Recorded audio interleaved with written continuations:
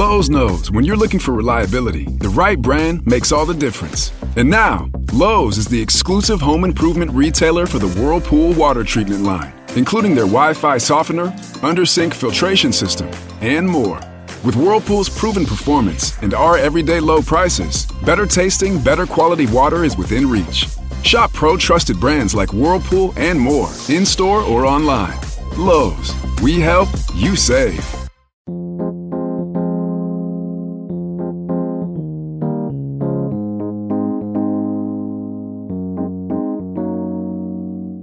I don't know many brewers who don't have at least some amount of love for stronger beers, whether it's a hop-heavy double or triple IPA, an imperial stout, or a big old barley wine. Most of us have a soft spot for these intoxicating styles.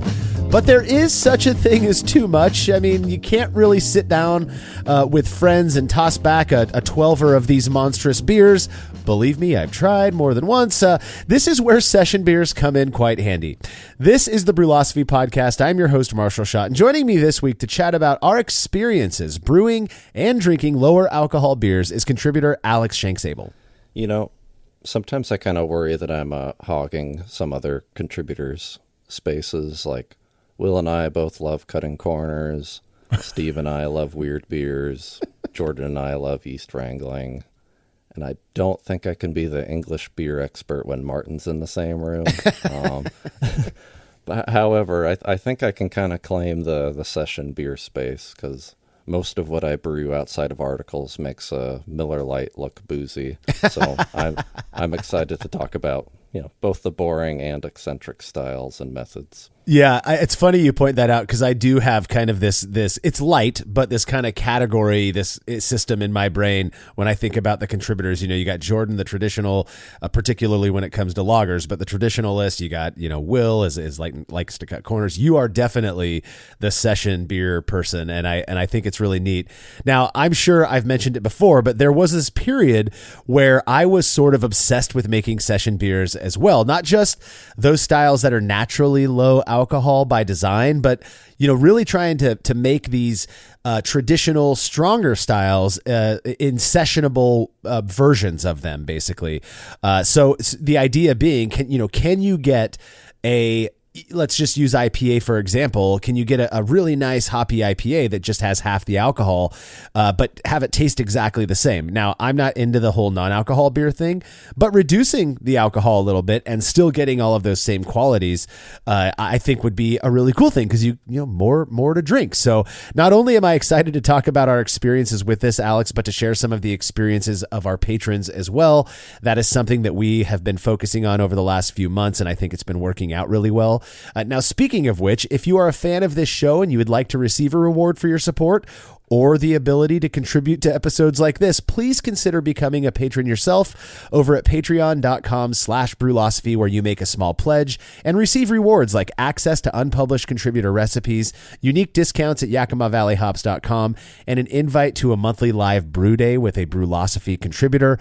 You can learn more about all of the rewards we offer for your support over at patreon.com/Brülosophy. Massive thanks to all of our patrons for allowing us to continue producing this content.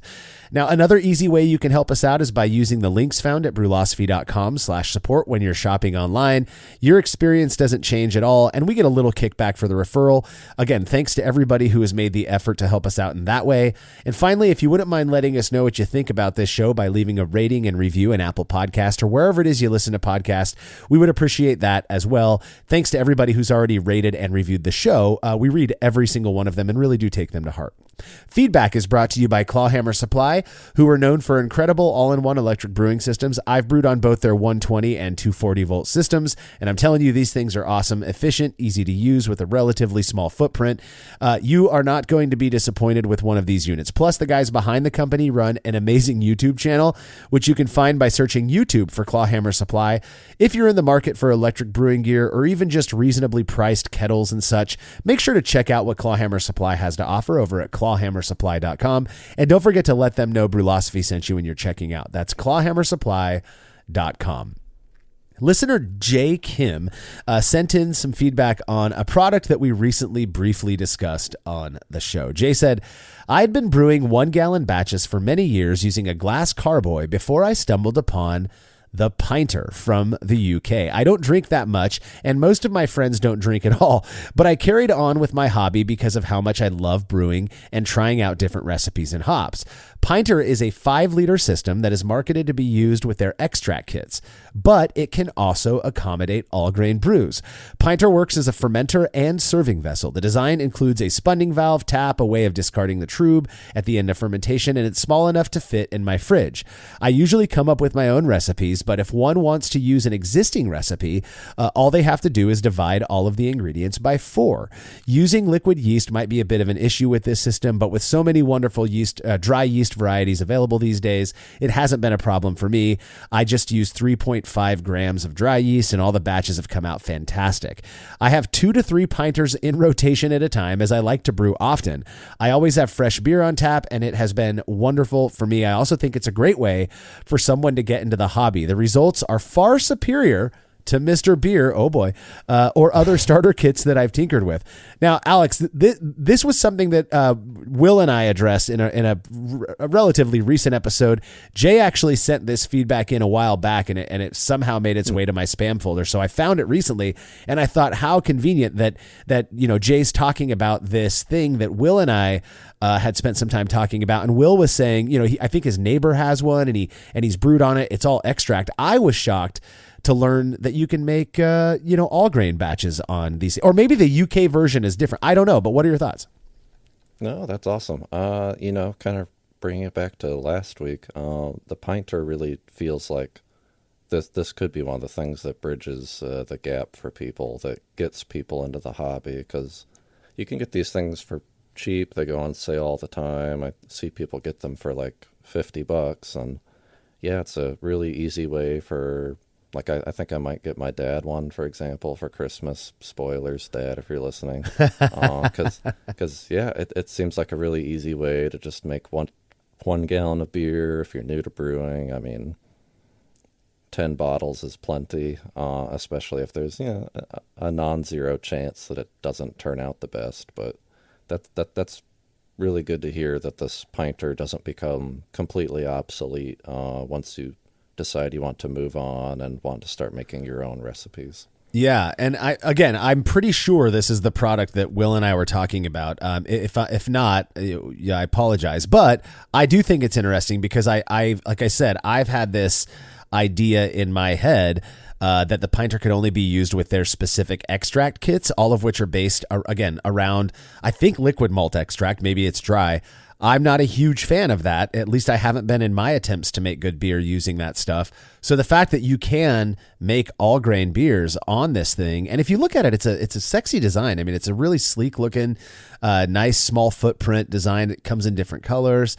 I mean, what that is, I agree with Jay that what an excellent entry into the hobby if you can do all of these things. And you could start with extract, get obsessed with that, and then learn how to do all grain on it and really start to make your own recipes. And this was news to me, and I think it's awesome. So Jay, thank you so much for reaching out and sharing this with us. Perhaps we'll hear from some people here in the States who are doing the same thing. I think it serves as a great entry point and very affordable entry point for people looking or interested in homebrewing. So again, thank you for the feedback.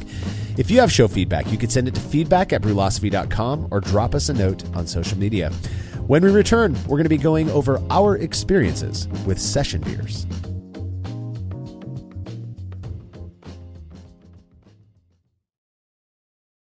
There's no denying that stainless steel is the best material for brewing equipment, and Delta Brewing Systems offers some of the lowest prices on high-quality stainless gear, like the Firm Tank, which in addition to holding 8 gallons or 30 liters of work, comes with a domed lid to even further reduce the chances of a messy blow-off. Plus, it can hold up to 4 psi of pressure for closed transfers. Delta Brewing Systems also has their own line of brew kettles, as well as one of the lowest-priced all-in-one electric brewing systems out there, and their prices are shockingly low. If you're in the market for legit stainless gear that won't break the bank, do yourself a favor and head over to deltabrewingsystems.com today. We all know that designing recipes is really fun, and doing it well is so much easier with good software. We at Brülosophy recently made the switch to Brewfather, and honestly, y'all, we could not be happier. Brewfather utilizes the latest technology to bring you the most robust cloud-based recipe design software that can be accessed anywhere, on your phone, tablet, desktop, and even offline. It also works seamlessly with numerous third-party devices to make it easier to monitor every step of your brew. I know change can be difficult, but trust me when I say you need to go to brewfather.app today to try it out for yourself. That's brewfather.app.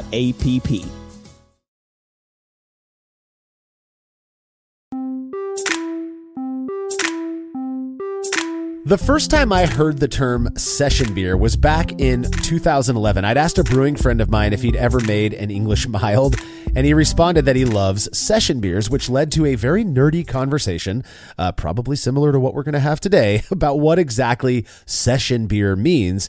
Unsurprisingly, I came to find out that it originated in Britain and refers to lower alcohol beers that are designed for periods of extended drinking, aka, quote, sessions, at pubs or for factory workers to consume over several hours without becoming too intoxicated to work or socialize. It may sound odd, but once I realized there was a term for this, like I said before, I really did develop this obsession with the idea of making sessionable beers. Now, for me, my interest was obviously on, making session versions of otherwise, stronger beers. But I also just love those beers that are sessionable by design, like English mild and such. So before we go too deep into the details of this topic, I'm curious what your general thoughts are on session beers in general, Alex, and why. I mean, you already shared that you are kind of Brülosophy's session beer person. What is it about making session beers that interested you in the first place? Why did you go down that route? Yeah, sure. There are kind of two things that I live for, drinking and urinating. And Okay. Session beers really let you do both of these all day long, sometimes at the same time. More seriously, session beers really do encapsulate what I love about beer itself, because if you want to get sloshed, some form of wine or liquor is frankly going to do that much more efficiently. But something like a beer, particularly a session beer, it kind of keeps you in that kind of magical, sunny, breezy flow space without really ever having to slow down, except to, and it's something you can sip while the other person talks, and, finishing your can is a pretty easy excuse to dip out of a conversation. So I've got to go. I'll get something else. Be right back. And on top of that, I really appreciate how easy it is to sample a lot of offerings. For example, my hometown has a pub run by an old English couple that I think I've talked about before, and it's really cool to go in for dinner and try a few different bitters and feel no worse than you would after just, a single hazy IPA. So, yeah, for me, session beer really is, to me, what feels like the best of beer. Yeah, I'm with you. When I think back to what made me so obsessed with making these session beers, for me, it's going to be pretty specific to my experience and where I was at that time. This was 12, 13 years ago. You got to remember, I had 3 kids under the age of about 4 years old back then. And so as much as I loved beer, coming home and knocking back 7% IPAs just was not in the cards. That wasn't something I could do when I got home from work. But I was making all of these beers. I had 7 beers on tap at all times. And part of my, passion for, your traditional lager styles or these lower ABV English styles was because I could have a few with my neighbor, who was Tim, and Jersey back then, and I could still go to bed and be with it and be with my family and not have an issue. So for me, that was the main thing. But there are other things that you get out of making and drinking session beers. For example, we all know that alcohol is incredibly healthy for you. Not, and so if watching your alcohol, now again, I've made the comment before in the past. We've done Brews Views episodes on non-alcohol beers and all that. If I'm going non-alcohol, I'm not drinking beer. I'm going to drink sparkling water. I might have just regular water, drink tea, something like that. I just don't. Part of the joy of the beer experience for me, admittedly, is alcohol.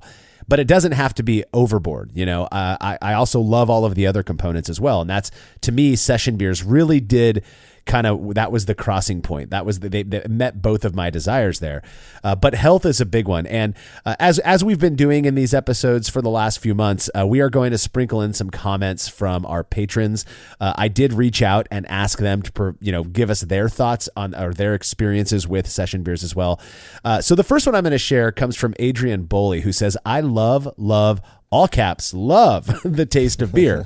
For the past decade or better, I've brewed for ABV 5% or below, regardless of the style. And as I pass 50 years of age, I feel it's not just ABV you need to look at. I thought low ABV meant you can drink more beer, but I was wrong. I'm now trying to get my triglycerides, blood pressure, and drinking under control. I now wonder if I brewed stronger beers and didn't drink as much, would my health be better?"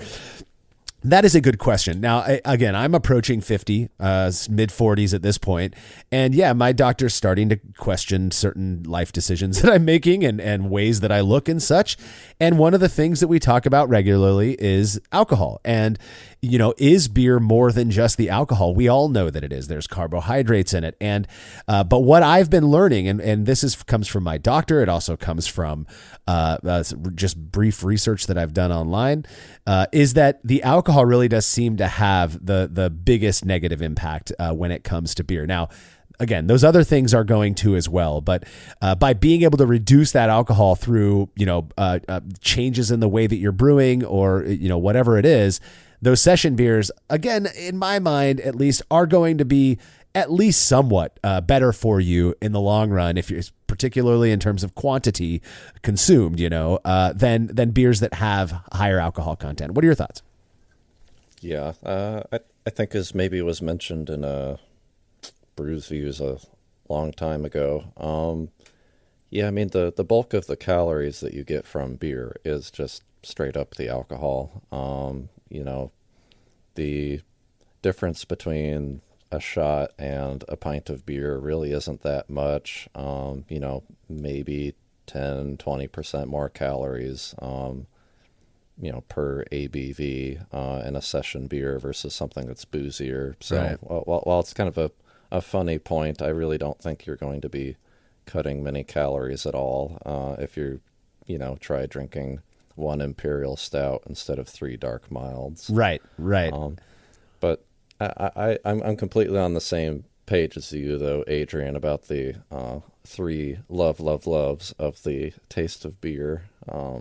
Because trying not to get too introspective and sappy, but I mean, yeah, that's basically why I brew. Because I mean, I can't eat most food, but beer kind of provides me with plenty of flavors I normally can't taste outside of beer, like banana and melon. And so, yeah, the alcohol is a bit secondary, and honestly, for me, can kind of get in the way of enjoying more flavor from beer, mainly because I kind of have the alcohol tolerance of an elephant, which, by the way, is not very much, to be clear. Yeah, I was thinking size-wise, so do I, apparently, but maybe it's opposite of what I thought. Right. Size of an elephant for you, but a gut of an elephant for me. Touche. Yeah, but no, it's a good point. I mean, if we want to make this hobby stick around for a while, we should all be pretty health conscious and checking in on ourselves. And yeah, I mean, I go in a couple times a year for blood work and all that, just to make sure that this hobby that I love so much isn't doing significant damage to my body. I mean, it's still a poison, but yeah, no, I'm right there with you. And the way I think about it, the older I get, the more I realize that or the more it seems, at least, beer has a filling effect when I drink it. It used to be back in my mid-20s, my early 30s, when Brülosophy was just getting off the ground, which is crazy for me to think. I could just drink and never feel full. And I would manage my consumption based on how I felt as like drunk wise, rather than how my stomach felt. These days I have a beer or two and I'm just like, oh, I gotta let this process first, For me, that approach to drinking makes session beers arguably better on the alcohol front, right? Because if I'm going to have 2 pints of a 3.5%, session IPA or English bitter is going to make me feel about the same in terms of my gut, right? My fullness as 2 pints of an 8% double IPA. So for me to have that lower alcohol is kind of a win-win. I'm still feeling full. I'm not overdoing the consumption part of it, but I'm also not, I guess, ingesting as you refer to it, that poison that we call alcohol as much. And, you still get the benefits of a nice little 2-beer buzz, as my buddy Chris and I used to call it. Maybe not as strong, but and maybe there's a time and a place for session beers for some people, whereas on weekends, maybe you drink the bigger stuff. I don't know. But for me, that's what it was. And I appreciate what Adrian had to say about the health side of it, because I think as this hobby, or a good chunk of people in this hobby, continue down the path of time and age, and we increase in terms of how old we are, it's we can't pretend we're not paying attention to that kind of stuff. So now in your mind, there really is not, it's not like there's a dictionary definition of what a session beer is. It really is kind of this loosely defined idea that basically just means you can sit down and have a few, but that's going to mean different things for different people. What do you define as a session beer, particularly in terms of the level of alcohol that's in it? Yeah, that's a really good point. Because I'm sure we've all been to that modern brewery that has a, quote, session IPA on tap that's north of 6.5%. That's not a session IPA. I've had plenty. Yeah. Right. So I'm certainly not drawing my line at where some people draw it with their, quote unquote, session IPAs. So I guess for me, my ceiling is kind of conveniently at about where I'd put something like a Miller High Life, where it's kind of 4.5%, though I tend to not use that label around my home brewery unless it's 3.5% or so, though honestly I couldn't tell you why. And maybe this is a side conversation, but I think there is room for more granular designations here, because I think there's plenty of room for, say, something like a 2.5% beer, like, I don't know, a reduced alcohol beer, or something that gives a little bit of a healthier connotation. For example, it's Missouri that has the term non-intoxicating beer, quote, which I like a bit, but it does kind of sound a little 19th century, like an ale for what ails you kind of thing. But I'll say, yeah, but it's not intoxicating. Yeah. but yeah. Anyways, yeah. Where do you draw your line? I guess if I'm going to give a singular answer, it's probably going to be like 4% or so. Yeah, I've kind of settled on 5%, though. That again, kind of like you. I wasn't even going to say this, but it's kind of like you said. If the style is naturally under 5%, like let's say I'm making an American light lager, I'm not going to call that a session beer. That's just an American light lager. But I view as sessionable anything that's under about 5% ABV, and those are the styles of beer that I can sit down and have 3 or 4 pints in a couple hours and not feel drunk. I mean, that's just my body. It's what works. I'll feel full because, like I mentioned earlier, but I won't feel drunk. And so again, that to me is a key component of session beer. So that's where I loosely draw the session beer line, is at 5%. Here's an interesting anecdote from Ewan Dawson, who's a patron of ours, patreon.com/Brülosophy. Again, left a comment on our post seeking experiences from our patrons. Ewan says, in Ireland and the UK, alcohol is taxed per unit of alcohol. So 4% 4% plus or minus 1% ABV is more or less the standard in pubs, and it's what I'm accustomed to drinking. So that's what I brew, and I rarely go over 5%. I found a few things. Firstly, my palate is okay with beers that lack body compared to bigger beers. It's what I'm used to. Secondly, oats, wheat, and dextrin malts go a long way to make up for a lack of body when adjusting recipes to the lower ABV. We're going to go into more detail about that in the next segment.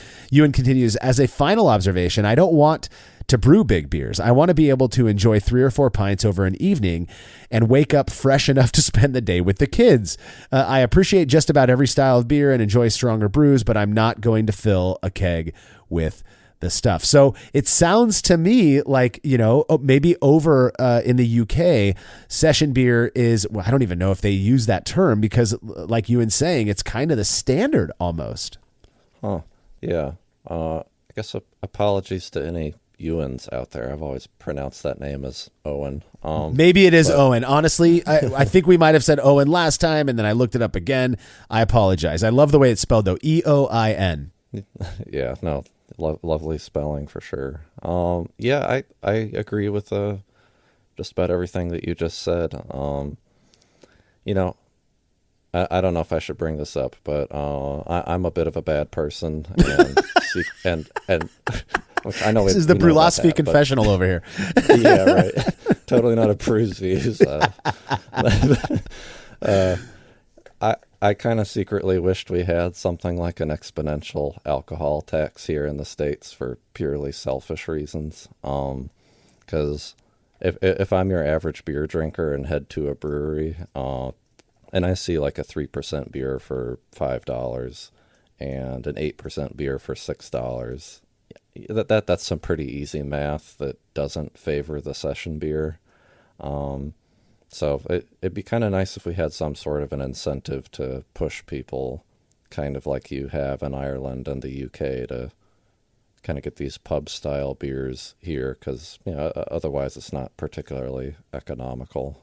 But yeah, I also think that you're kind of onto something when you say accustomed to drinking, because I like to think that I brew a really mean, fantastic dark mild, but I have the hardest time getting non-beer nerds to help me with that keg, unless I do a lot of expectation setting. That's right. I just listened to the most recent beer review podcast before we started this, and totally on the same page with what someone said there, which is that dark mild kind of reminds them of an uncarbonated cola. Yeah. I think that was Craig. That's right.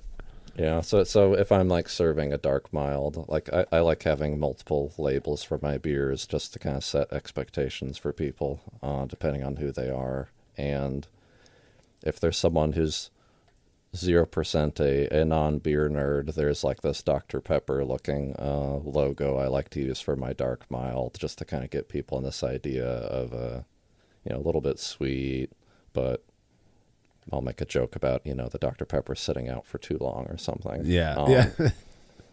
But yeah, and I also completely agree with you on kind of not wanting a full keg of hefty beer, because yeah, I already goof off plenty when I'm drinking, and we don't need that unproductivity to bleed into the next day. So, like, for example, right now I've got in my kind of non-Brülosophy Keyser a 2% sour, a 3% lager, a hop water, hop-infused lime water thing, Mountain Dew Code Red Zero. Of course you do.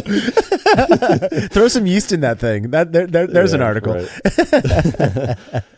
And then in addition to that, this giant, big, heavy porter. And I mean, you better believe that porter has been sitting in there for like a year. Yeah.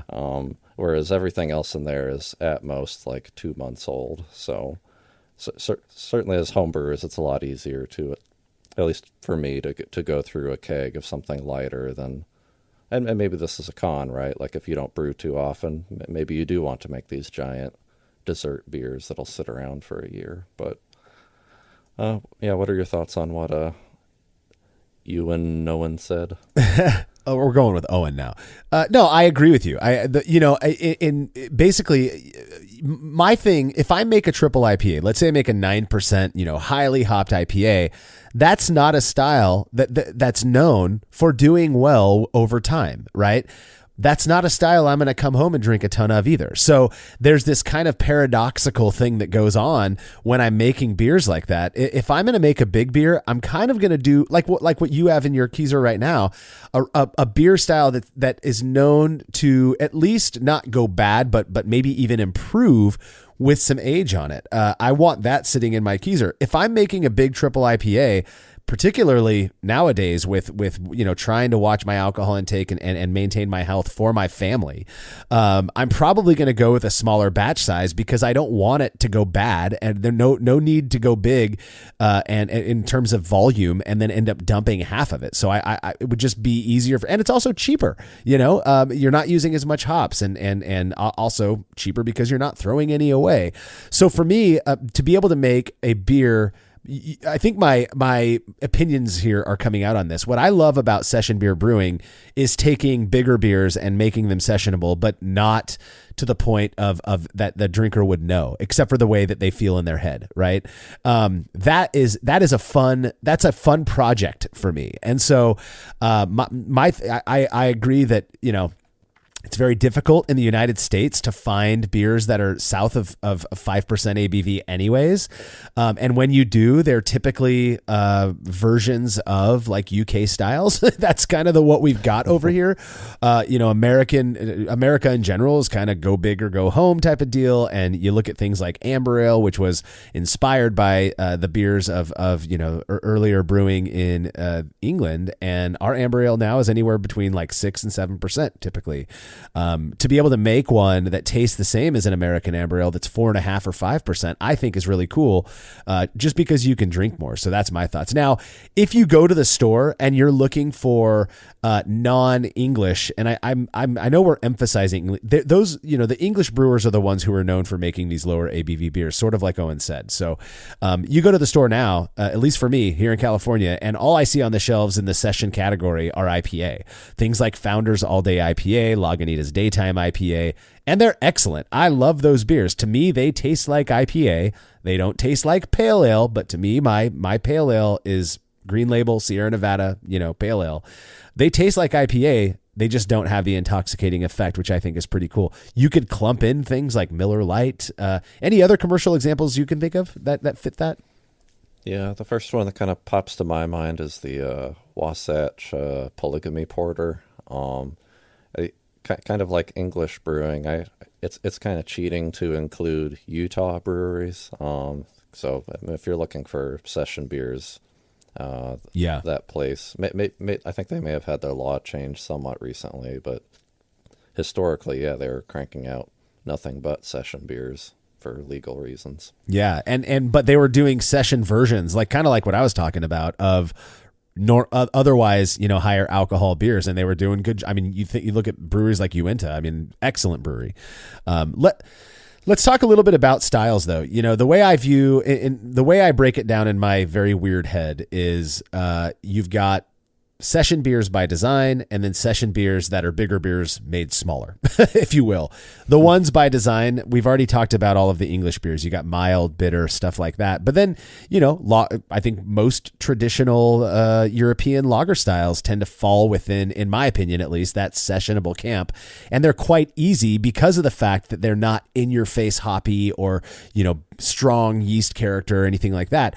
You can take what might be a 5%, German Pilsner, and you can knock it down to 4% fairly easily and not lose those qualities that are associated with styles like that when they're like that. Another one is German Berliner Weiss. That is an excellent session beer that I've made. It's so good. And the cool thing about Berliner Weiss is you can get away with mixing in fruit and nobody will make fun of you because that's kind of what they do over in Germany. So.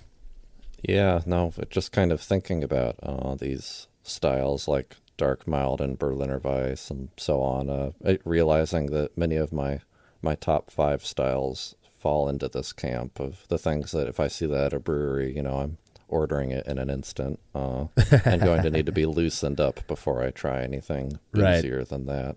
Yeah.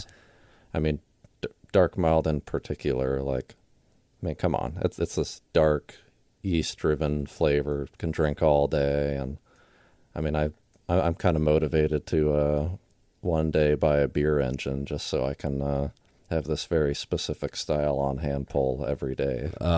Yeah, I'm with you. For sure. And I totally agree with you on Berliner Weiss. It's a style that is very good for kind of treating different crowds too, because it's easy for you to add fruit. There are those kind of, I forget what they're called, the kind of the organ puree hand pump type syrups that you can add to them that you can tailor to, you know, people like you and I might be happy to drink the Berliner Weiss totally unadulterated, but then someone else might come over and is a wine drinker, and you can add guava. It's very flexible style despite being low ABV and quote unquote simple. Yeah. And then down that path as well, you've got styles like Goza, which is kind of is a mildly more salty version. But yeah, there are these styles that by design are going to be lower ABV. And I'm going to read another comment from a patron, Danny Stice, that I think goes along with what I was saying about the lagers, that being able to brew lower ABV versions of these already low ABV styles. He says, I've found that low ABV lagers balance hops better than low ABV ales. In my experience, a lower FG and thus ABV ale feels a lot thinner than a lager with similar stats. What do you make of that? Is that something you've experienced as well, or? Yeah, it's an interesting point. I kind of agree and disagree, I suppose, because I think high carbonation is a pretty underrated aspect of providing a bit of, oomph to a beer. Yeah. Which, lagers in general are going to have more carbonation than ales. But then on the flip side, I'm going to contradict myself a bit. And I think that really low CO2, like in a mild, also has a very similar impact because, a flat soda tastes a lot thicker than a bubbly one. I think expectation is also a pretty major part of this. Mm-hmm. We've all been consuming light lager for decades, but I bet we would feel a little bit differently if we lived in a part of the world where, we didn't have every other brewery's stout be some 12% barrel-aged monsters, and we had more milds and bitters around, like our listeners in Ireland and the UK, because I don't feel like we tend to get this kind of response from them, and I hear this kind of a little bit more from American listeners. Yeah, I don't disagree. And carry on. I think it's interesting. Yeah. I was just kind of chewing on it, but yeah. What are your thoughts on that? Because that's kind of my 2 cents, I think. Well, when I make a lager beer, like you said, expectation. My expectation is that it's light, it's crisp. As soon as I drink it, I kind of want minimal flavor left over so that I have to take another sip to get that flavor. That is the expectation I have. They're also not known for being terribly hoppy. I think part of the reason our perception is that these, and I don't disagree with Danny that making lower ABV, when using certain approaches, which we're going to get to in the next segment, that when making a sessionable version of a style that's not on its own sessionable, again, certain processes can make it such that it doesn't have that same oomph, that same flavorful punch, and so when that's purely because, in my mind, that's because you're using less of the stuff that gives that flavor to the beer, that lends the flavor over. So if you're making a Pilsner or something, really all you're doing is maybe using a pound or two less malt and barely less hops. You're fermenting it with the same yeast. So it's a little bit easier, I think, to blur those lines is kind of the way I think about it. The other thing, I have a question for you. This is a little aside that I was thinking, because of the fact that we've had, comments from the UK and we've been focusing on these English beers. Do you consider Guinness Draught a session beer? Oh, I guess I do, yeah. Because isn't that, doesn't it have a lower ABV than Budweiser and a lot of American lagers. Yeah, I believe it's between 4 and 4.5% ABV, something like that. Now you could get their extra stout. I'm talking about the classic Guinness that you get, in the black can, black bottle, or it's served off of an engine or on nitro. To me, that is a perfect example of a session beer that doesn't taste like a session beer. Yeah, for sure. And I think most people, without looking at the can, at least newer drinkers, kind of assume that beer has, they're like, oh, I like big, heavy beers. Like, Guinness. Cracks me up, right? Right. Where they're like, oh, I can only drink 2 of these, but, I can drink 10 Millers. Yeah, you're actually going to get more drunk doing that. So, and consume more calories, arguably. Yeah, that's a great example. You have a beer that, we can kind of almost aspire towards to make something that anybody drinking it is like, oh wow, this is pretty heavy, but then can go home just fine. Yeah, exactly. Now the other so those were the beers that by design are lower ABV, and there are ways you can make them even lower ABV. But where my passion is at is taking these bigger beers and making them with lower ABV, but kind of in a way that hides the fact that they have less alcohol in them. Obviously, you've got Session IPA. I think that's probably, to this day, the most popular. When you see the term session attached to a style, that's usually what it's going to be. And part of it is that other styles, if I'm making, say, an Imperial Stout, a Session Imperial Stout, that's a stout, and a Session Imperial Porter, well, that's a porter. Unlike IPA versus Pale Ale. Pale Ale is going to have higher crystal malt, traditionally speaking, but you can easily get away with making a Session Pale Ale, just by whatever methods you want to go about doing that. But those are the fun ones. Is there anything else you can think of that, like a sessionable version of otherwise standard beer? Yeah, and before getting to that, I suppose a small point about Session IPAs. I think that consumers give them, kind of relating to the expectation thing, I could see Session IPAs getting more and more popular as hop water continues to take off. Oh, sure. Yeah. And also I think IPA drinkers broadly accept that IPA is, such a broad category that they're kind of okay with being challenged, as long as you let them know what's going on with this IPA. Versus I don't think people generally are as open to having some crazy stuff going on with their English porters or what have you. But in terms of a style that I'm a big fan of making sessionable, is one you mentioned earlier, which is Goza. Because one beer I have on tap now and every summer is a sub 2% lime Goza. I think it starts at like 1025 OG. And one of the challenges with that is that the GMO yeast or the bacteria that you use will struggle to give you some proper acidity at that low of a gravity. Right. But what does provide acidity and flavor? 1 dozen fresh squeezed limes. There you go. So some styles like that where you can kind of supplement flavor with non-traditional beer ingredients, I think are great styles to consider. Just sours in general are really great for kind of like what you mentioned with Pilsners. All you're really doing is lowering the amount of grain used, and then you can supplement that with something else like a fruit addition. Yeah. Well, and sours also have another layer of complexity that, is going to contribute to distracting maybe away from any other changes that may have been made to reduce that ABV. To my mind, though, I think about, for example, there are certain styles I don't think really work well with the session label. Belgian quad. Part of the reason it's called a quad is because it's got, quadruple the alcohol or whatever. You could probably get away with doing it. And if it tastes good, then by all means. I've never tried that. Now I'm interested. But for me, when I think of session beers, I think of particularly when making, sessionable versions of otherwise non-session beers. I think of mostly all of the American ales that I love, amber ale, brown ale, stuff like that. And it's really not that difficult to do. And there are various approaches to doing that. We are going to get into that when we return from this break.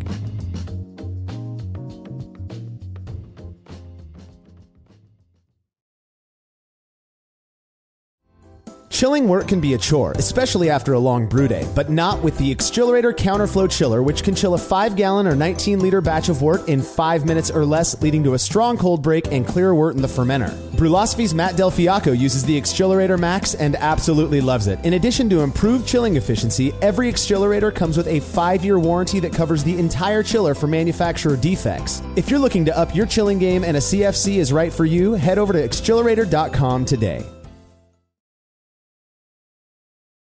As every brewer knows, the best beer requires the best hops, which Yakima Valley Hops provides fresh from the source to brewers around the world, carrying everything from classics like Cascade to modern favorites like Galaxy and Mosaic, as well as other ingredients and gear. Yakima Valley Hops has it all. And don't forget to check out their new podcast, The Late Edition, where the YVH crew goes into depth on our favorite plant with industry experts. Head over to YakimaValleyHops.com now to see all they have to offer and subscribe to The Late Edition wherever it is you listen to podcasts.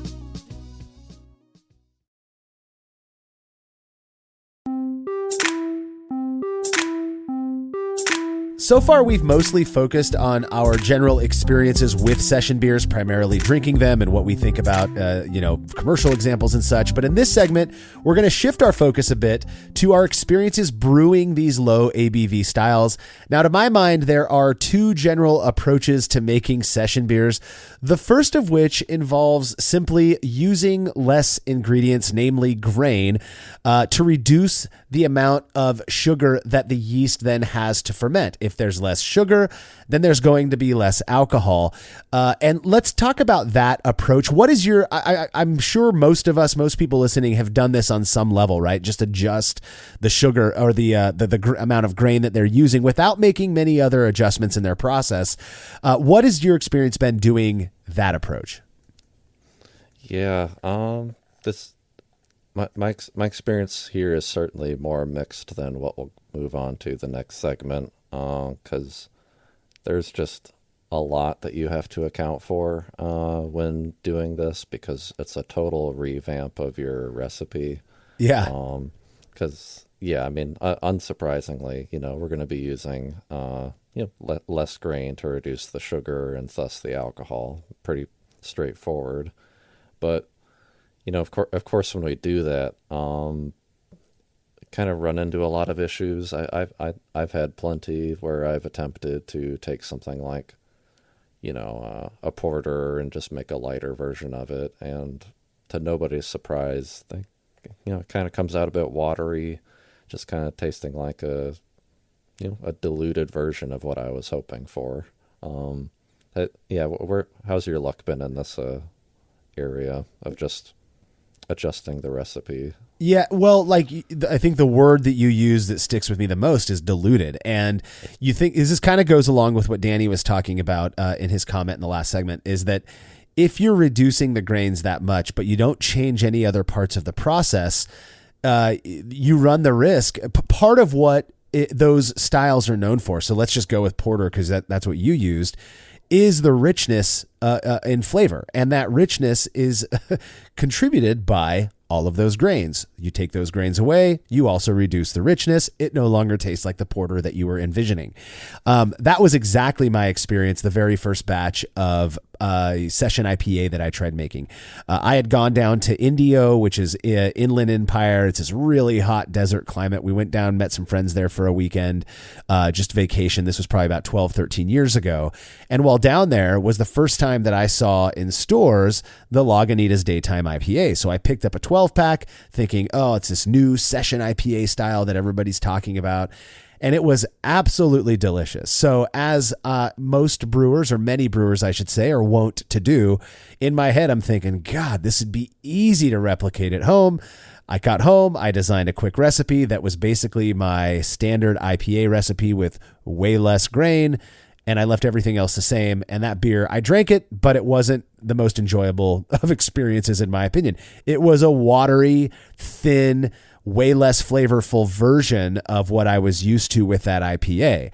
So obviously, to my mind, I'm going, okay, what these people are saying online about having to make other adjustments, even if it means doing more with the recipe, which you would think, oh, just do less, that maybe there is a place for that so that you can get that fuller flavored version of what it is you're aiming for. And so that wasn't the only batch that I made like that. There were other ones as well. They weren't all IPA. There was a smattering of styles that I tried this with as well. But the outcome was always pretty much the same. That thin kind of mouthfeel, that watery, flavorless thing. The flavor was there, but it just wasn't right. It didn't taste like the style that I was aiming for. So what are some solutions? If we're looking just at recipe, we're going to get into process variables here in a minute, but we're looking just at recipe changes you might make to reduce the ABV of a beer. What are some of the ways that you go about doing that? Yeah, the best way to think about this is to consider what you're losing out on by diluting, for the kind of the catch-all term, making a beer that is, losing flavor as you cut out the grain, but then simultaneously the bitterness can go out of whack because your relative IBUs go up. And yeah. So I guess to kind of tackle the first problem, a lot of people will employ using malts that have kind of perceptible sweetness to them. Crystal malts, of course, are going to be the ones that stand out. Clutching my pearls here, man. You don't put crystal. Yeah, I think I know what you're going to say, but I'm with you on that. I absolutely, to me, this is where crystal malts shine, is when you're trying to, reduce the ABV but still have flavor in your beer. So I'm not disagreeing with you on that.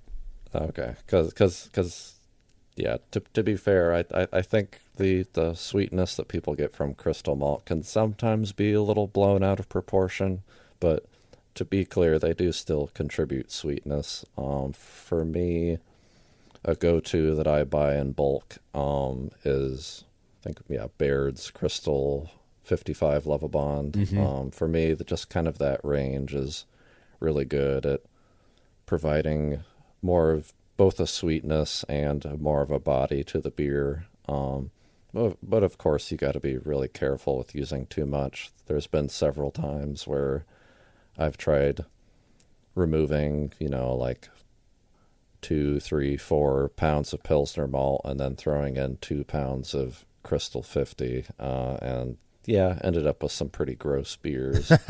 So you use a light touch, but of course still, I would probably recommend going into the 1 pound range or so. 2 starts getting a little scary. There's, I remember back, over a decade ago, Anderson Valley Brewing Company, they have their popular amber ale, and I found a recipe online. I think it was from the guys at the Brewing Network, the Can You Brew It show. Yeah. So they talked to Fal and he gave him the recipe and all that. That amber ale, for a relatively standard strength amber ale, has 2 pounds for a 5-gallon batch, 2 pounds of crystal malt.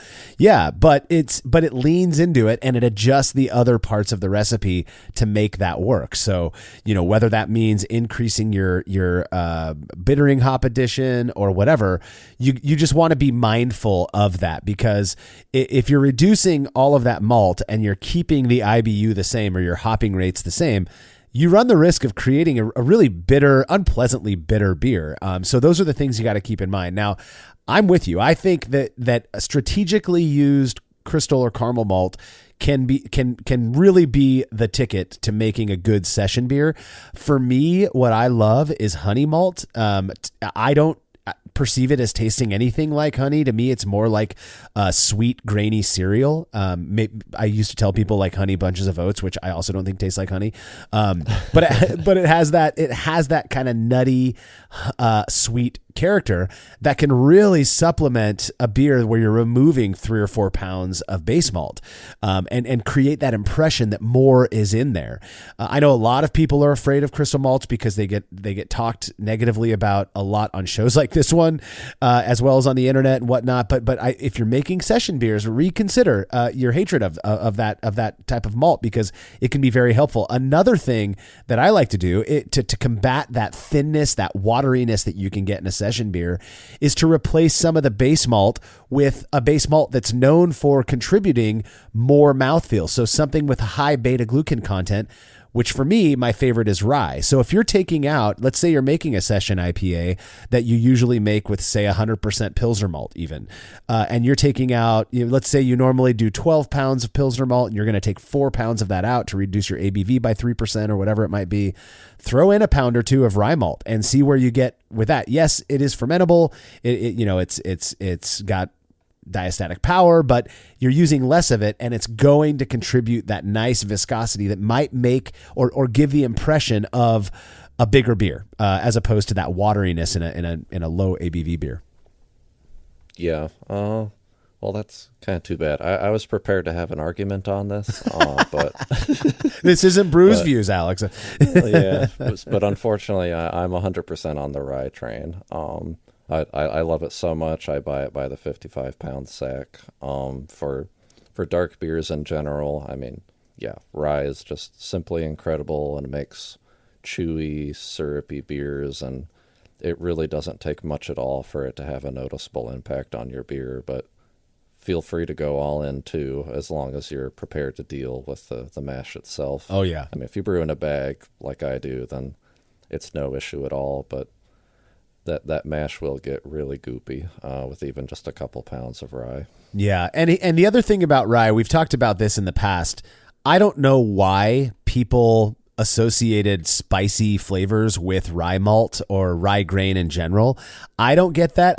My assumption is that it has to do with the fact that rye bread tends to have certain flavors in it because of other ingredients that people put in. I bake bread. I do sourdough. One of my favorites is what's called saldskapmaize, which is a Latvian rye bread that also has caraway in it. And so I've never gotten caraway from a rye beer that I've made. So if you're afraid of contributing a spicy character to your beer, I don't think you have much to worry about. I've not experienced that. Really, what I view rye as is a wonderful way to increase the mouthfeel and body of a beer, the perceived mouthfeel and body of a beer, without adding much else to it. So, yeah, and something that I see online quite a bit that I don't necessarily personally endorse is people like to use flaked barley, wheat, oats, other malts, but I really do think rye is your nuclear option when it comes to boosting the body in your beer.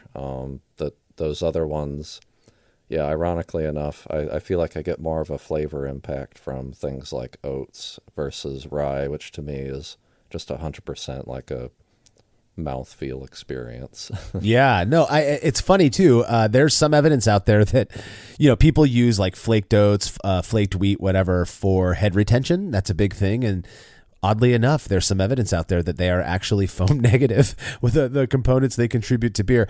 I don't get much of a mouthfeel difference when I use big amounts of wheat. In fact, if I were to go to my beer cave, my local beer cave, and grab a classic Weiss beer or something off the shelf, let's say Hackershore or Apolliner, to me, those don't have a very viscous mouthfeel. They're nice and clean and crisp on the palate.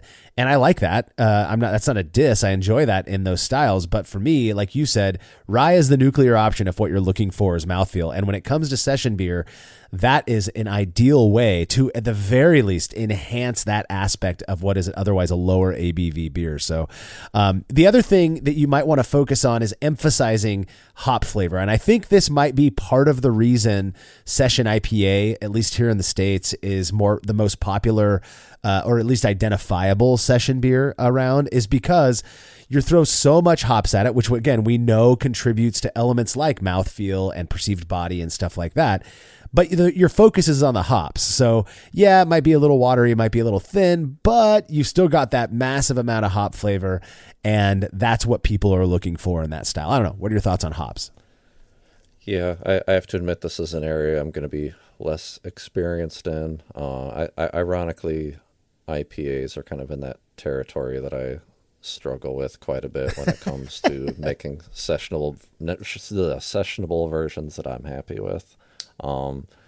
Because, yeah, it's also quite easy when you do a giant dry hop dose that you're going to get more of that kind of hop burn flavor that's going to not have the malt to balance it out. So, yeah, I'm afraid I just haven't had much luck with making hop flavors bloom in a beer, and usually I frankly lean on actual fruit when I'm making session beers.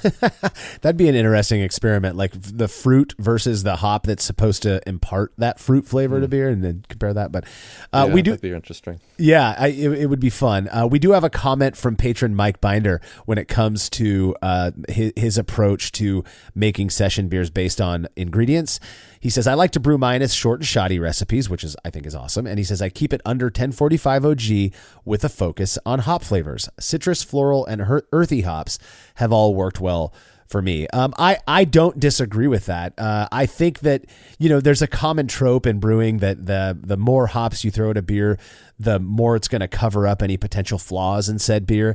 And yeah, I think that's kind of a weak argument. But when it comes to these session beers, I do think it can contribute to the, distracting the drinker from other parts of the beer that may not be necessarily what's expected given the style. So appreciate that feedback there, Mike. Now let's move on to process variables, because I think this is where the exciting stuff really comes in handy or comes into play. Is what can you do in your brewing process to make or to improve a beer that has lower alcohol? Not necessarily, obviously you're going to adjust the recipe no matter what in terms of the ingredients. But like I mentioned before, the first few batches that I made of Session IPA, I wasn't messing with my process variables at all. I was focusing purely on the ingredients with the very arrogant idea that that's all I need to do. I know how to brew a good beer. I can get away with doing it just by not using enough grains. Is there a way, for example, to use the same amount of grain and yet end up with lower ABV in the end? Well, good news. There is. Hey. Yeah.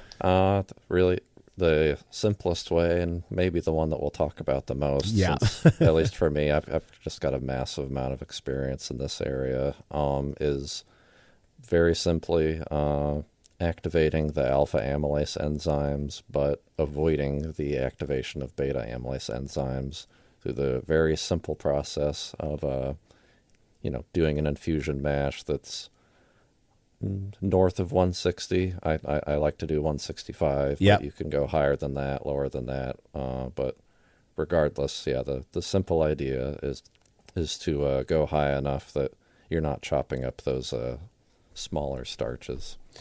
Yeah, and just for our listeners who don't do Fahrenheit, 165 is a whopping 74 degrees Celsius.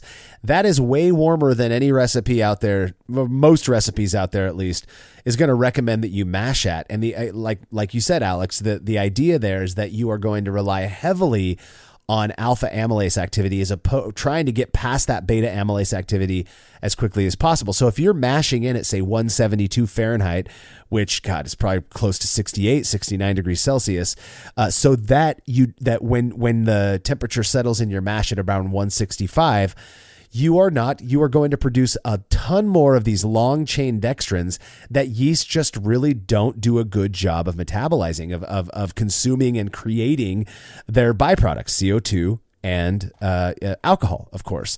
And so for the longest time, I remember, I'm sure you have experiences like this as well, Alex, where you take a beer that you weren't terribly pleased with to your beer nerd friends, and you serve it to them, and you say, "Hey, what's wrong?"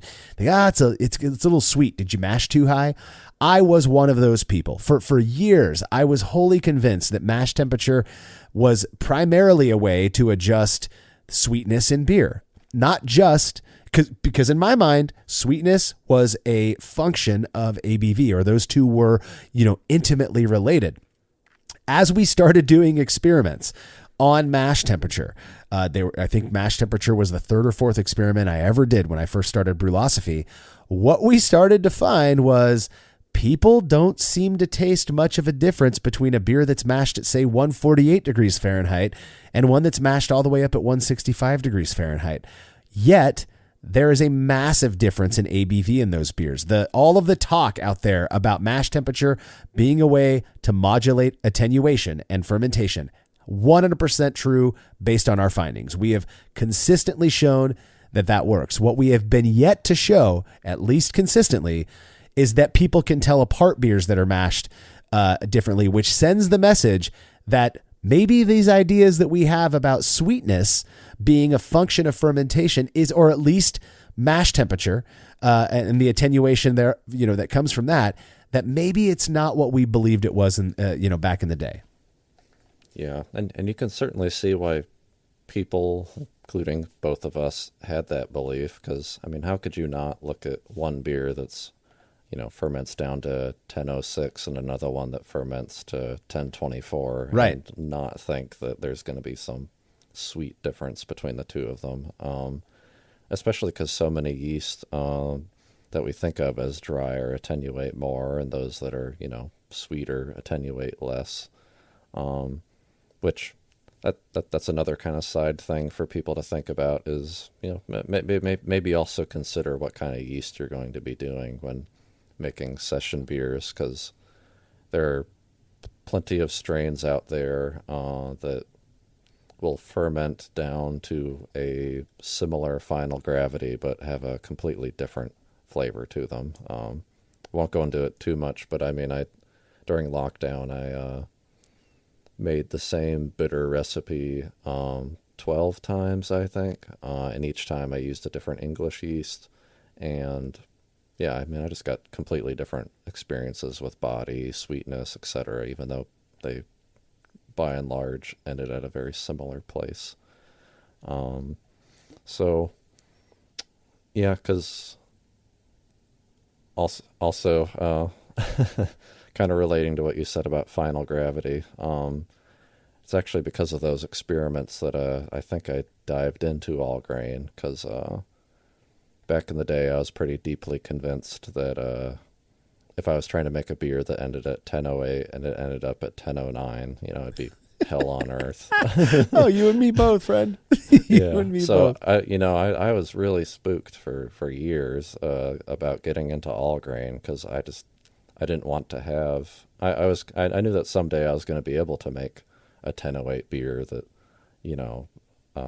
that I wanted to get, but I didn't want to make, a dozen shitty batches along the way that accidentally ended up at 1007 or, God forbid, 1006. Oh, man, so dry.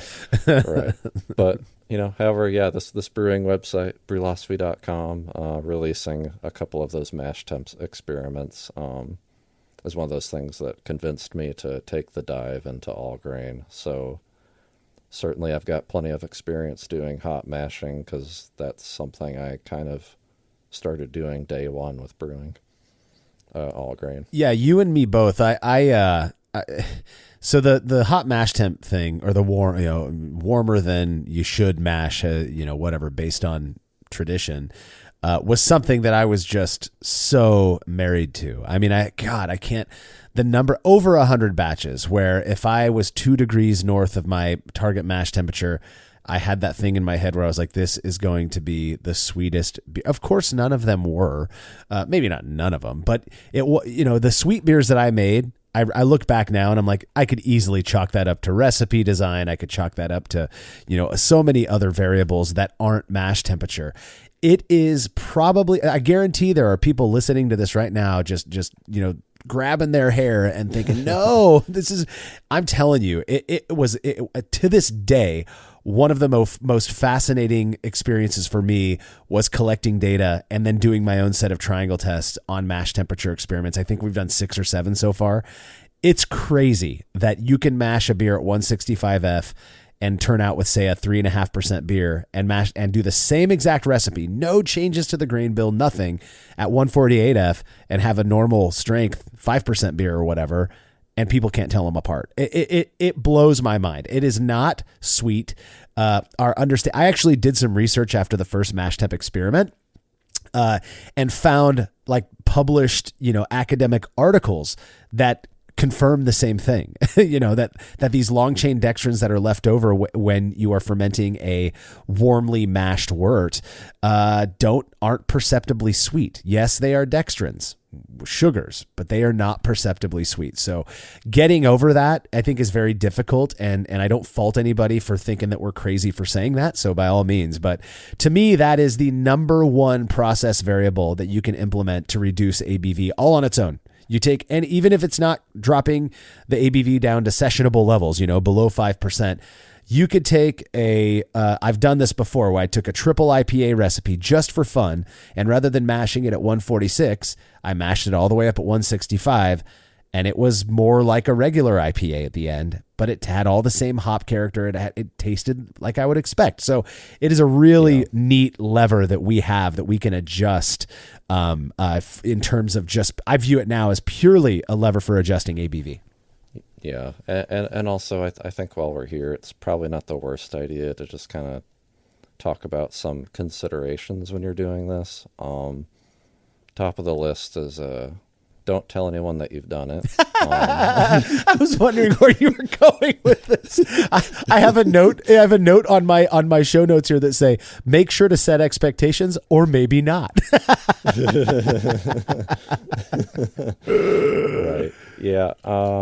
Maybe because of who I am, and maybe this is part of the reason I'm a contributor. I've asked some people for some feedback on my beer, and sometimes I'll preface it with, hey, just so you know, my mash got up to 165. How'd it turn out? And, I'll usually get some form of, oh yeah, this is way too sweet. Yep. And then I'll be like, okay, I got it. Oh yeah, I forgot to mention, I bottled this previous batch to compare it to. This turned out fine. It was normal mash temp and everything. And then I'll go back and fill from the same keg and hand it to them. And lo and behold, I get some sort of, nope, this is how a cream ale should taste. That's exactly right. It's very important to calibrate your thermometer, blah, blah, blah.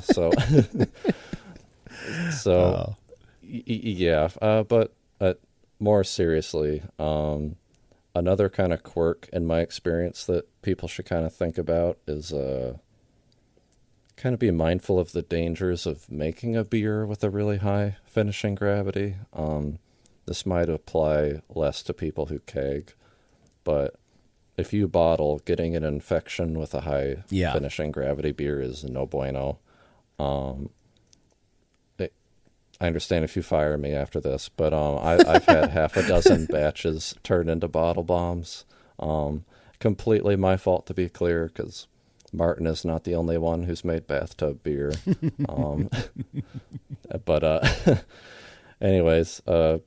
related, hop creep, or the freshening power of hops if you're Cade, is really annoying to account for when you're doing what I'm calling a hot mash, because I've had hazies that take an entire month to finish, just because those enzymes just keep on chewing away at the beer that normally would have stopped at 10:30 and then ultimately stop pretty much where you would expect a normal mash beer to do.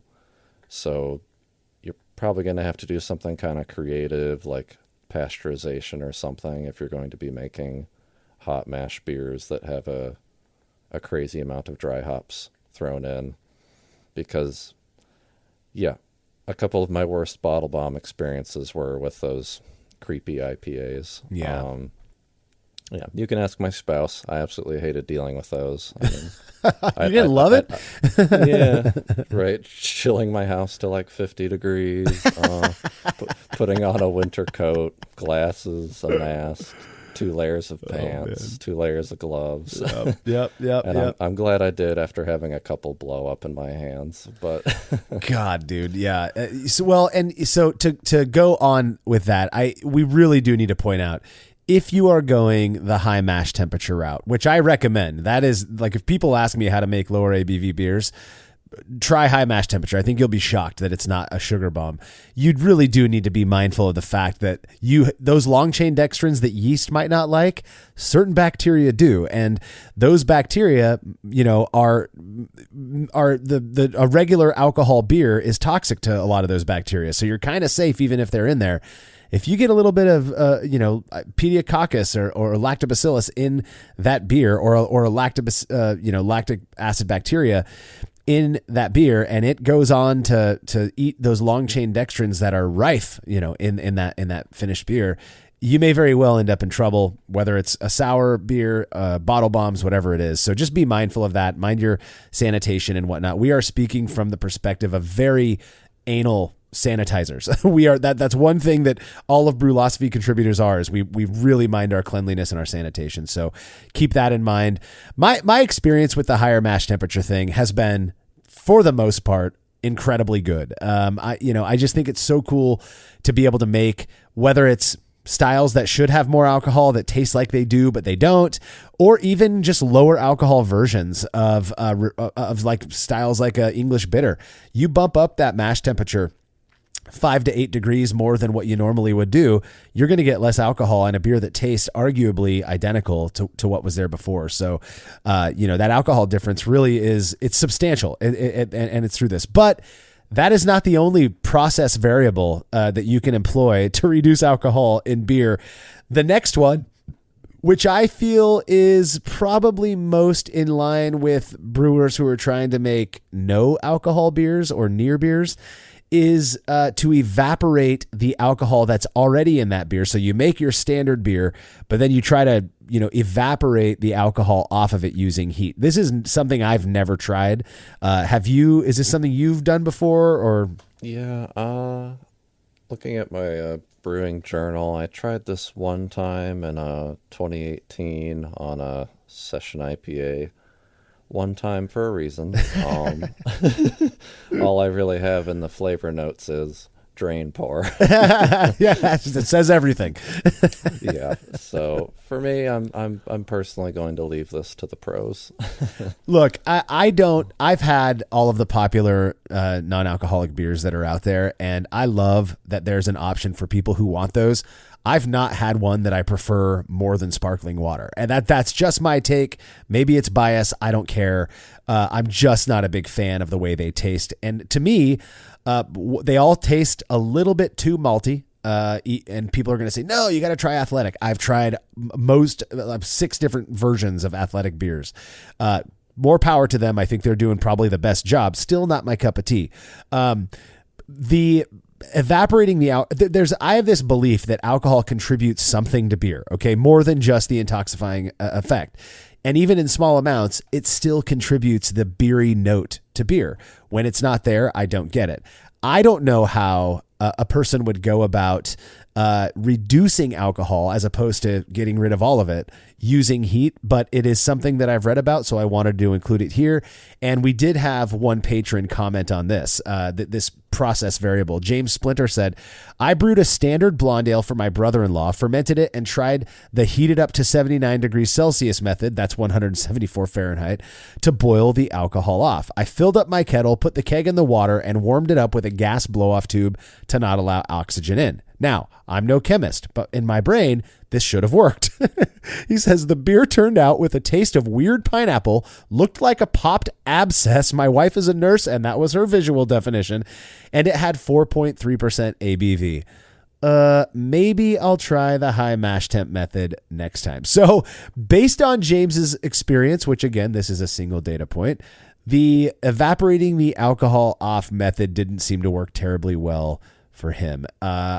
I can't imagine it working that well either. Maybe you'd agree or disagree there. Yeah, and I already mentioned that the one I made was a drain pour, but just another thing to kind of mention with James's experience. He talked about it still having a 4.5% ABV. Another really annoying thing about this process is that alcohol takes a real hot second to boil off. I mean, even after an entire hour, you're still going to have like a quarter of it remaining. And that's just plenty of time to worry about oxidation, and not to mention whatever the heck is going on with you heating up that beer, because there still might be yeast in solution, even if there's not much that you're going to be boiling and killing off. It's a very difficult method, and I completely agree with you that I kind of wish we were pushing for people to try out, more of these 2 or 3% beers that you can do with something like a hot mash. Before going all in on no alcohol brewing. I mean, there is an in between drinking a 12% beer to 0%. You can drink stuff that's really not going to bother you at 2%. Right. And it's worth giving a shot. Yeah, I agree, and I appreciate the humility that James had in knowing that we were going to read this to the 15 people who listen to our shows. No, it really is. It's cool that James was open to sharing that experience, and I'm so glad that he tried. I know of other brewers I've heard from who use the evaporative technique here to reduce the alcohol or mostly eliminate the alcohol in their beer. And they seem to have more positive experiences. I'm not confident enough in that process to do it. And I think I'm just picky enough that I would probably taste the difference and I wouldn't be a fan of it. So not for me. Now, there is I would argue, a more unconventional and yet insanely simple approach to reducing the alcohol in an otherwise normal beer. It's something we've all done without even knowing we've done it, I'm sure, in terms of alcohol specifically. Why don't you tell us about that, Alex? Yeah, that's the very concept of, blending down your beer by diluting it. This isn't completely unprecedented. Radlers are a concept. You just simply add juice to your beer, and as long as you're not adding boozed up juice, you'll be cutting your ABV, in half or more. There are a few kind of, I'm sure you've got plenty of these, and I imagine this is more common in a hot climate. We've got a few trendy brewers around here, like Eighth Wonder, who make really fantastic killer radlers for the summer season. And inspired by them, I've done that myself a few times. The easiest method, of course, is just adding juice to the glass. But what I prefer more than that is dumping juice with some metabisulfite into a keg, to mitigate re-fermentation and cut down on the oxidation. The big perk here, other than it being mixed in advance, is that you have the opportunity to carbonate the juice. Yes. And something like a radler only benefits from getting even spritzier. Yeah. And totally up to you if you want to add something like stabilizers such as sorbate. But, most store-bought juice is going to be so chock full of preservatives that I really don't think you need to add anything when you're dumping into a keg that you're keeping it near freezing. Yeah. Just be mindful of the fact that, of your whatever, introduction of contaminants, stuff like that. Yeah. Or if you're like me, kind of what I touched on with Mountain Dew Code Red Zero, you can go ahead and add some 0-calorie juices or sodas. At least for me, my local grocery store has 4 different 0-sugar lemonades that you can pick depending on your taste. That's a bit of a win-win if you're trying to cut down both on alcohol and on calories. Mm-hmm. But have you ever done a radler? Yeah, I've absolutely done the juice blend. When we say radler, for those who that term is unfamiliar with, it's just beer with juice. It could be any fruit juice. I think the most common one is probably lemonade, from what I've seen, and I think Leinenkugels is kind of known for having lower ABV radlers that they sell regularly. I've done it with OJ. Not a big fan of that, but apple juice is a common one. If you blend, no joke, maybe it's not your preference, but if you blend apple juice with, say, you got a nice American stout on or an amber ale or something. Yeah, it sounds so weird. It's not as bad as you would think. Now, if you, like you said, you got to be mindful of carbonation. To me, radlers are best when they're sparkling. So if you're taking non-sparkling juice and adding it to a 2.5 volume of CO2 carbonated beer, then you're going to dilute the carbonation as well as the alcohol. So keep that in mind. One of the cool things that I've done though in the past and I'll give one specific experiment or experience that I had doing this, but I have got plenty, is I made this, it was like a red ale, not quite a red IPA, just based on the hops, but it had the alcohol of a red. I was like a 7.5% red ale that I made.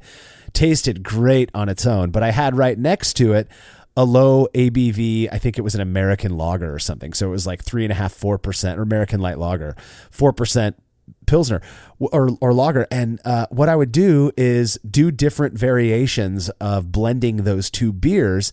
And that is going to pull the ABV down a bit. And I'm telling you, you can come up with some really neat flavor combinations by doing this. I really enjoyed just a 50-50. It was this, again, potent red ale with this nice weak, blended with this weaker lager that I had on tap. Probably got it down a point or two in ABV, and it tasted great. So, don't be afraid to do blends. There's, umpteen other things out there you can blend into your beer that are probably going to taste good that you just may not know about. So all kinds of options there. Another we talked about this briefly in a recent episode. Dilution in general, you can make, and I think this is kind of cool as a way to increase the variety in your brewery. Let's say you make you make a batch of Imperial Stout and you want a keg of porter or, lower ABV stout on. Well, split that batch, dilute one of them, keep one strong, and now you've got a lower ABV version of, and by diluting, I genuinely just mean adding water to it, and then carbonating that in the keg. It works fine. We've done it before. In fact, Drew Beecham did that with a blonde ale, and I was shocked how normal it tasted, despite the fact it was diluted after fermentation, which, a lot of people will view as a big no-no. So, but those are just some of the process variables. I think the most poignant ones that you can employ to reduce the ABV of your beer and produce what we think are actually good tasting session beers, even if they're not by design. So what I would like to finish with here, Alex, is what would you do now if you're setting out today to design a delicious session beer? You pick your style. What are you going to do from start to finish to ensure that it tastes as good as possible? Well, I don't think I'm going to have as much of a long, drawn-out answer as you might hope. It's going to be pretty dang simple. I'm going to probably take a style that already tastes really good as a session beer.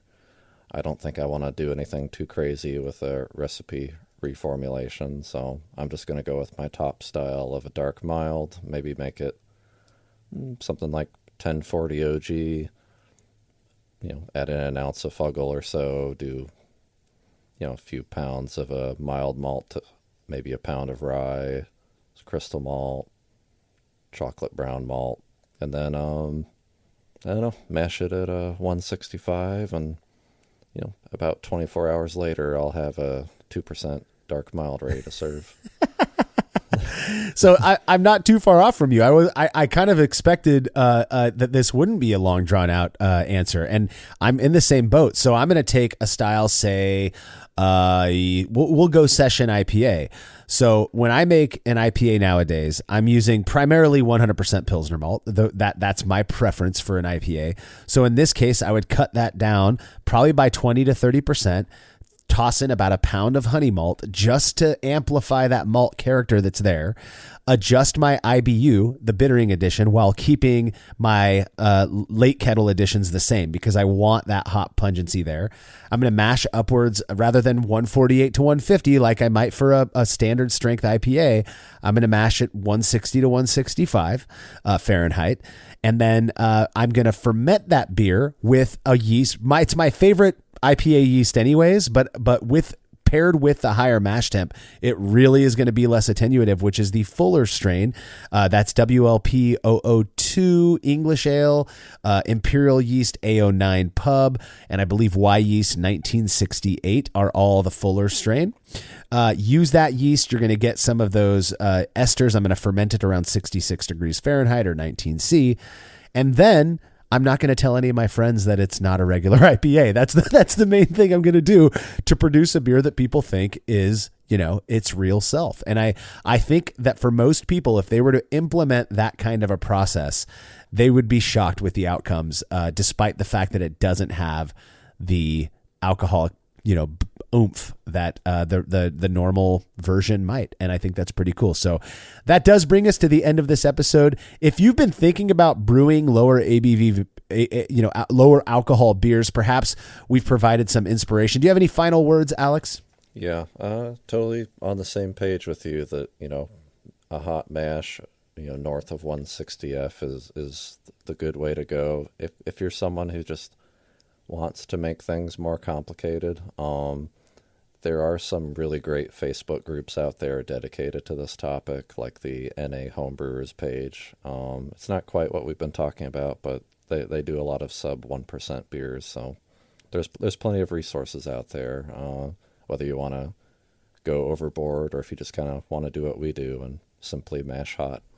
Yeah, and there are books out there. I don't know the exact title, but Session Beers, I believe, is what it's called, and that provide an excellent resource for brewing low ABV beers as well. You can also just go and look at start brewing some of the lower the styles that are known for having low alcohol, anyways. But definitely recommend trying out some of these methods that we've discussed in this episode. I think you'd be surprised. Alrighty, don't forget to check out our YouTube channel, The Brülosophy Show, where host Martin Keene covers a bunch of fascinating topics in the world of brewing and beer. And remember to head over to brülosophy.com to stay current on everything we are up to. The Brülosophy podcast is made possible by the generous support of our sponsors as well as all of our rad listeners. We seriously could not do this without you. Cheers to everyone who has subscribed and left a review of our show. It makes a huge difference. If you haven't yet, please consider doing so. Head over to brülosophy.com/support to view a list of ways you can easily help us to continue producing this podcast. If you want a reward for your support, visit patreon.com/brülosophy. Thanks again for listening. We'll be back next week with another episode of the Brülosophy podcast. Until then, think beer. Start off the morning with some hot tea, lemon and honey, cause it suits my bro. Put some herb in the bowl, yeah, it's homegrown. Ain't gotta go through the middleman, no